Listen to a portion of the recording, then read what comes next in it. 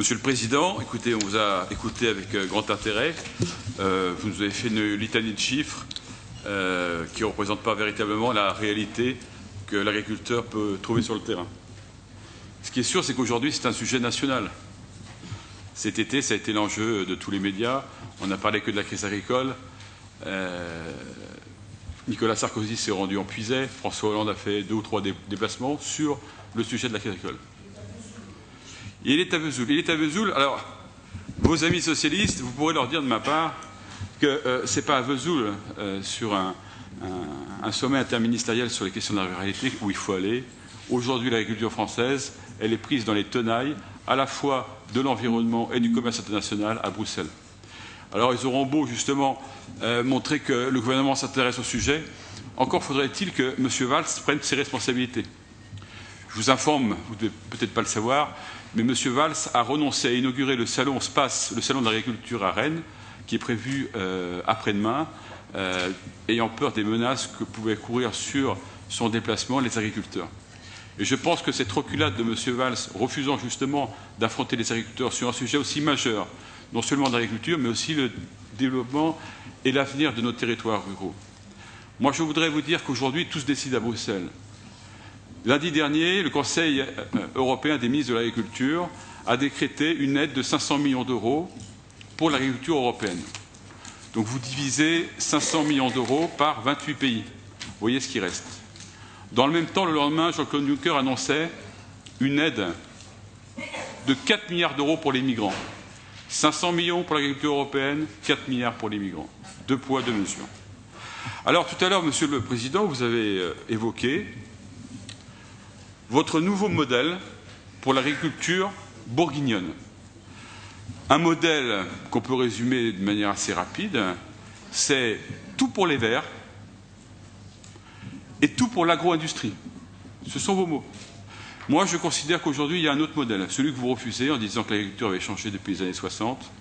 Moi, je conserve le respect pour tout le travail qui a été fait justement tous ces paysans qui ont œuvré justement pour le développement de cette région, un modèle d'une agriculture familiale, indépendante, autonome, se basant sur la polyculture. Alors bien évidemment, ce n'est pas le projet des Verts, parce qu'aujourd'hui vous êtes pris politiquement par les Verts. Et on l'a bien vu que vous ne faites que calquer les positions de la Commission européenne, c'est-à-dire le verdissement de la PAC. Ici, vous allez imposer un nouveau régime, et si je pouvais résumer un petit peu ce que souhaite en fait, puisque vous êtes le servile soutien de la politique que mènent les Khmers verts au Parlement européen, vous allez imposer en fait aux agriculteurs bourguignons, vous allez imposer les Khmers verts, vous allez imposer aux agriculteurs bourguignons en fait qu'ils deviennent des jardiniers pour que les retraités ou les gens de la région parisienne, en ouvrant leur volet le matin, puissent voir de beaux paysages bien entretenus. Voilà. L'avenir de ce que vous proposez dans ce plan de développement régional, c'est ça. Alors, je vais rentrer un petit peu dans certains détails. Je dirais simplement qu'aujourd'hui, vous souhaitez en fait appliquer, sous prétexte de verdissement absolu, la responsabilité aux agriculteurs des difficultés qu'ils connaissent. Ça, c'est quelque chose qui est bien évidemment à dénoncer. Et moi, je crois qu'aujourd'hui, l'agriculteur, il n'a pas besoin, lorsqu'il sort son tracteur de son champ, de se faire traiter de pollueur. Parce que c'est ça aujourd'hui.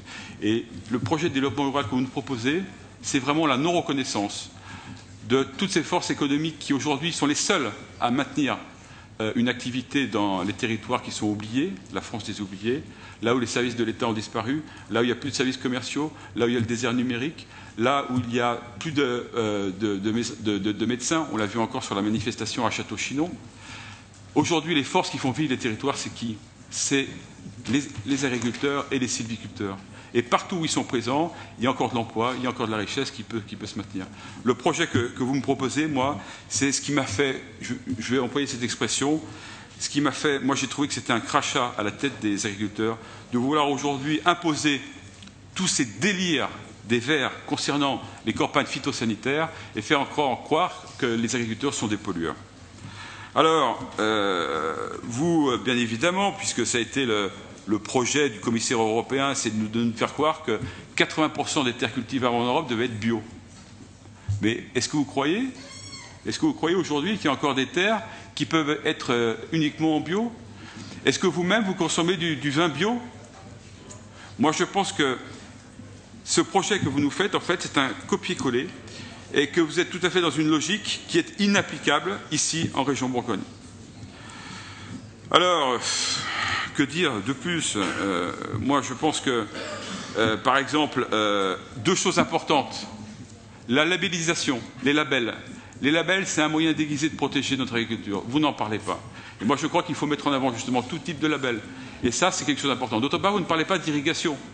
Vous savez que le problème aujourd'hui numéro 1 chez l'agriculteur, c'est l'irrigation.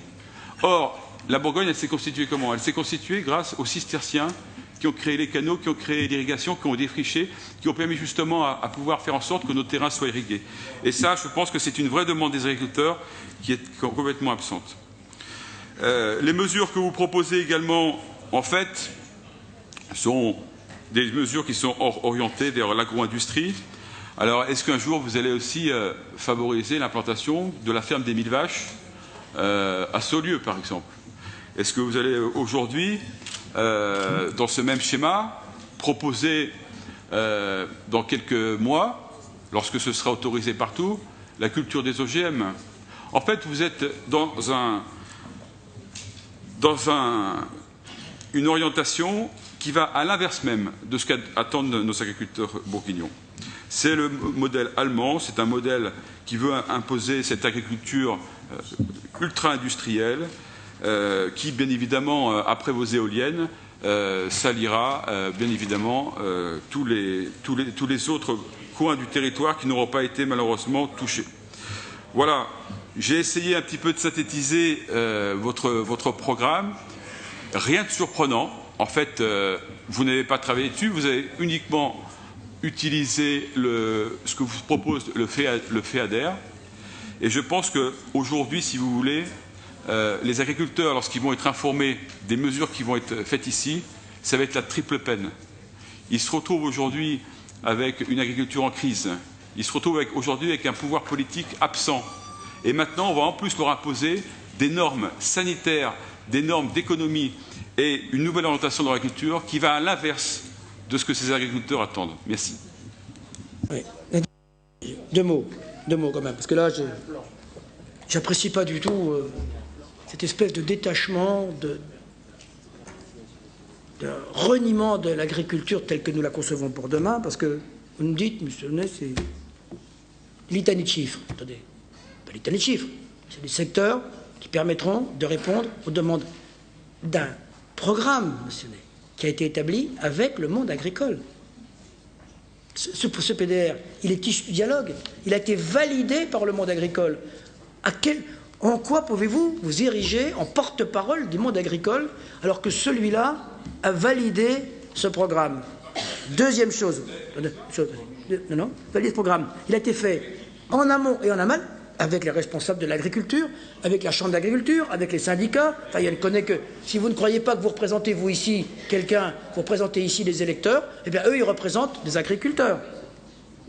Puis deuxièmement, beaucoup plus grave, vous savez, j'ai le débat aussi avec Europe Écologie Les Verts, mais quand même, quand vous parlez des mesures sanitaires, est-ce que vous savez que dans le canton où j'habite, je connais bien le monde agricole, aujourd'hui, la prolifération du cancer de la vessie chez les agriculteurs est exponentielle. Et qu'elle est due à quoi?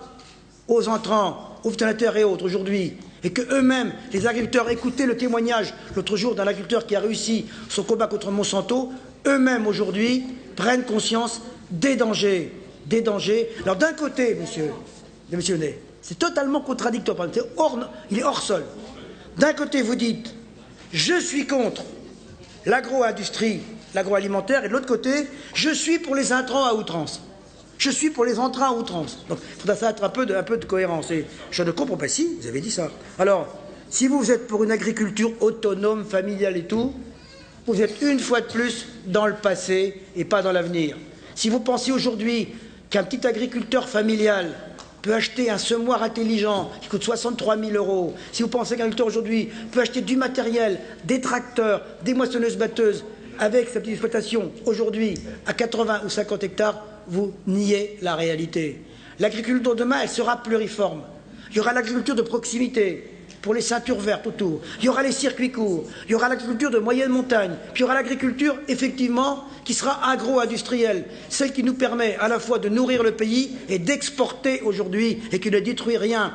Et c'est à ces trois types d'agriculture qu'il faut répondre. Et c'est à ces trois types d'agriculture que répond le PDR. Voilà.